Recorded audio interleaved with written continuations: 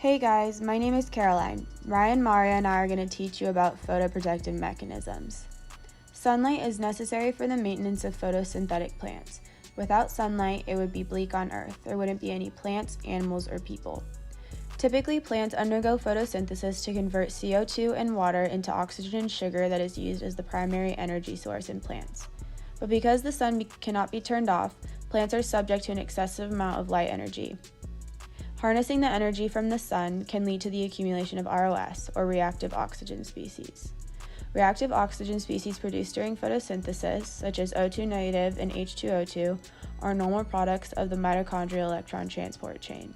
But an imbalance in the accumulation of these unused ROSs subjects plants to photoinhibition and even plant cell death.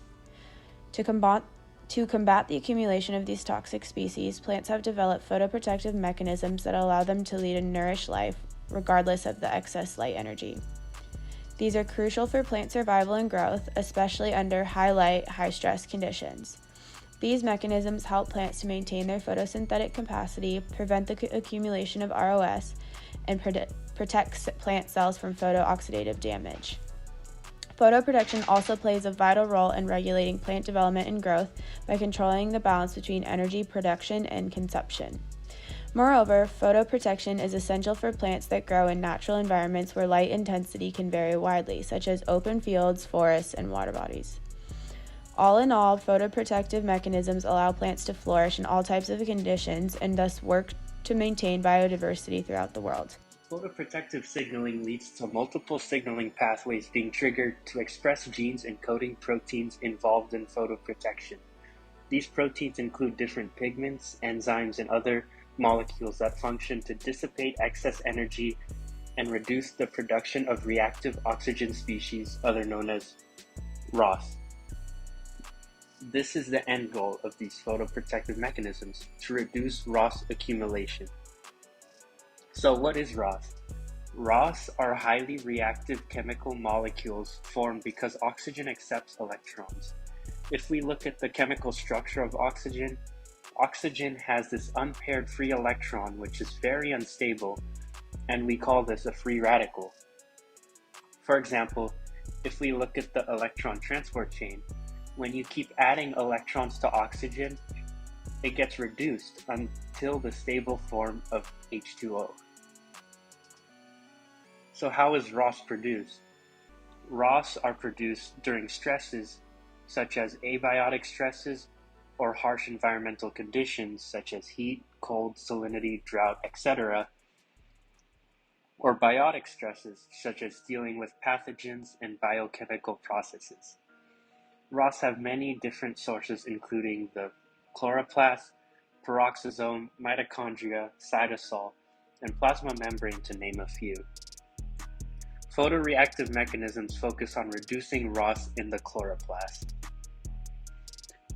Why can the accumulation of ROS be bad? So since they are generated during stresses and the accumulation of them without detoxification can cause oxidative stress. Oxidative stress is when the presence of elevated levels of oxidizing agents, mentioned earlier, are able to interact with electrons from essential organic molecules and disturb cell function. This can cause damage to DNA, proteins, and lipids, and eventually lead to cell death. Although cells have ROS scavenging systems to reduce the ROS, more photoprotective mechanisms are needed to reduce ROS accumulation from photosynthesis.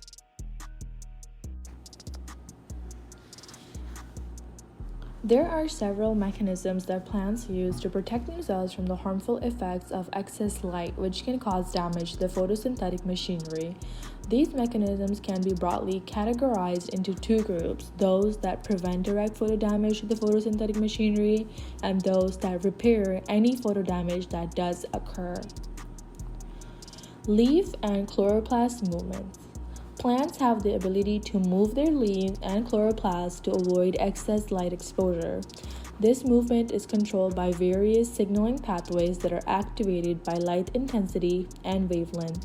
By moving their leaves and chloroplasts, plants can reduce the amount of light absorbed by the photosynthetic machinery and thus they can minimize direct photo damage. Screening of photoradiation. Plants can also protect themselves from excess light by screening out certain wavelengths of light, particularly in the ultraviolet range. This is achieved through the production of UV-absorbing pigments such as flavonoids that are localized in the epidermis of leaves. These are photodamaging processes. We also have PS2 proteins, which are present in the photosystem 2 complex, and they are damaged by excess light, which can also be repaired through the de novo synthesis of PS2 proteins. This process involves the transcription and translation of genes that encode PS2 proteins, and it requires the input of energy from photosynthesis. Cyclic electron flow is a process that occurs in the thylakoid membrane of chloroplast and generates a proton gradient across the membrane. This gradient can be used to generate ATP and also contributes to the generation of delta pH, which is a form of energy that can be used to protect the photosynthetic machinery. This process can help protect the photosynthetic machinery from direct photo damage and can also alleviate the inhibition of PS2 repair caused by ROS. Delta pH can also activate a mechanism known as QE, which involves the dissipation of excess energy in the form of heat. Again, these processes help protect the photosynthetic machinery from direct photo damage. ROS scavenging. When excess light is absorbed by photosynthetic pigments, it can lead to the production of reactive oxygen species, which can damage the photosynthetic machinery. Plants can protect themselves from this damage by producing enzymes that scavenge ROS, such as superoxide dismutase and catalase. Environmental stress can trigger interruption of Calvin cycle, and it can also cause the closure of stomata. Photorespiratory pathway is a metabolic pathway that occurs in chloroplasts and mitochondria and generates ATP and reducing equivalents. This pathway can also consume excess energy, thereby protecting the photosynthetic machinery from direct photo damage and alleviating the inhibition of PS2 repair caused by ROS.